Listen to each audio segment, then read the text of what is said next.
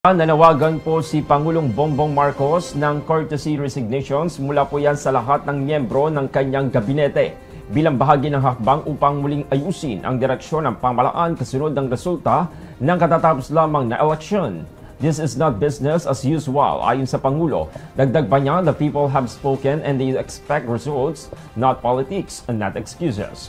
Layo ng hakbang na ito na ibigyang daan ang masusing ebalwasyon sa performance ng bawat kalihim, batay sa bagong prioridad ng administrasyon.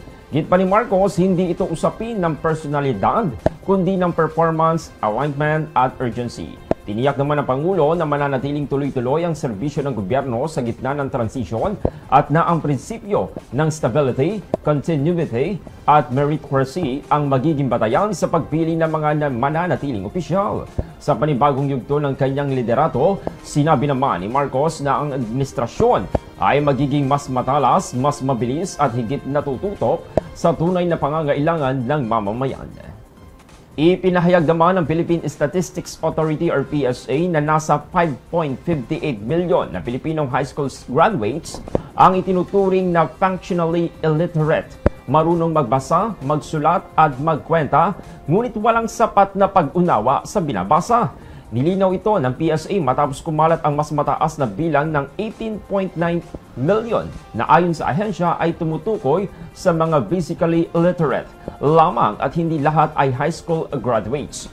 Batay sa 2024 Functional Literacy, Educational and Mass Media Survey, binago rin ng PSA ang definisyon ng functional literacy upang isama ang comprehension bilang pangunahing batayan. Ayon kay Senator Sherwin Gatchalian, ang kakulangan sa functional literacy ay isa sa mga ugat ng kahirapan sa maraming lalawigan. Binuksan na po ng Department of Social Welfare and Development or DSWD ang aplikasyon para sa Government Internship Program o GIP. Layunin po ng programa na bigyan ng oportunidad ang mga kabataang Pilipino edad na 18 hanggang 25 na matutunan ng mga kasanayan sa trabaho sa mga ahensya ng gobyerno habang kumikita ng sahod na katumbas ng 75% ng regional minimum wage. Ang GIP ay para sa mga estudyanteng nasa kolehiyo, lalo na ang papasok ng 3rd at 4th year at mula sa mga pamilyang nasa poverty threshold ng PSA. Kabilang po sa mga gawain sa internship ang pag-encode, pag-aayos ng dokumento at pag-ugnayan sa iba't ibang tanggapan.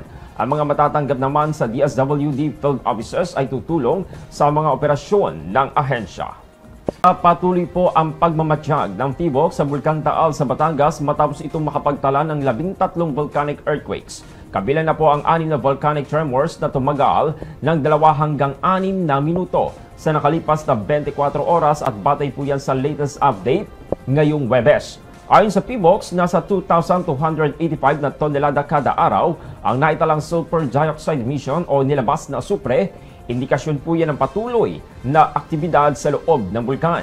Namataan din po ang mahina ngunit patuloy na pagsingaw ng usok mula sa bunganga ng Taal na umabot naman sa 750 meters ang taas at tinangay ng hangin patungong kanluran, hilagang kanluran.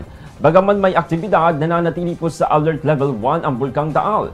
Ipinapaalala pa rin po sa publiko na ipinagbabawal ang pagpasok sa Taal Volcano Island na itinuturing naman na permanent danger zone. Magpapatayo ang Administrasyong Marcos ng panibagong tulay na mas mahaba at katabi ng kasalukuyang San Juanico Bridge. Ayon po yan sa Department of Public Works and Highways. Ayon kay DPWH Secretary Manuel Banoan, ang bagong tulay na may habang 2.6 kilometers ay bahagi ng flagship projects ng pamahalaan at popondohan ng gobyerno ng Japan. Kasalukuyang isinasagawa ang detalyadong engineering design na inaasahang matatapos sa taong 2026. Kasabay nito, isinasagawa na rin ang agarang retrofitting sa mga bahagi ng San Juanico Bridge na itinuturing ng delikado. Dahil dito, pansamantalang may weight limit na 3 tonelada at may libreng shuttle para naman sa mga pasahero. Naglatag na rin po ng alternatibong ruta ang Philippine Ports Authority para sa mga biyaheng Luzon to Leyte habang nagpapatuloy naman ang pagkukumpuni.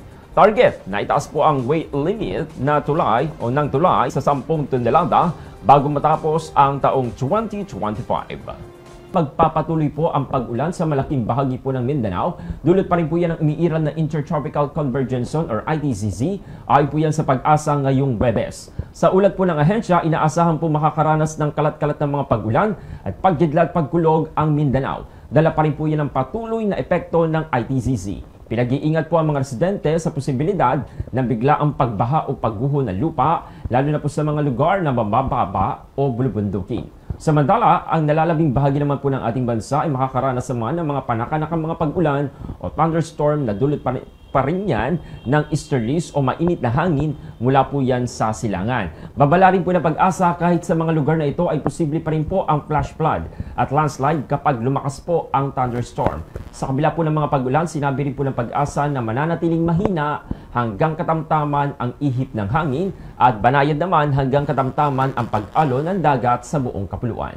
Ayon po sa pag-asa, wala pong binabantayang low pressure area o LPA na maaaring maging bagyo sa ngayon. Gayunpaman, binigyan din naman po ng pag-asa ang patuloy na banta ng matinding init, lalo na po sa Dagupan City, Pangasinan at Apari, Cagayan, kung saan maaaring umabot po sa 46 degrees Celsius ang heat index ngayong araw. Ang heat index po ay ang temperaturang nararamdaman po ng katawan ng tao kapag pinagsama po ang actual na temperatura at ang level ng halumigmig sa paligid. Sa ilalim naman po ng danger level na 42 degrees Celsius hanggang 51 degrees Celsius, mas mataas po ang panganib ng heat cramps, heat exhaustion at heat stroke, lalo na po kung matagal na naka-expose sa ilalim ng araw.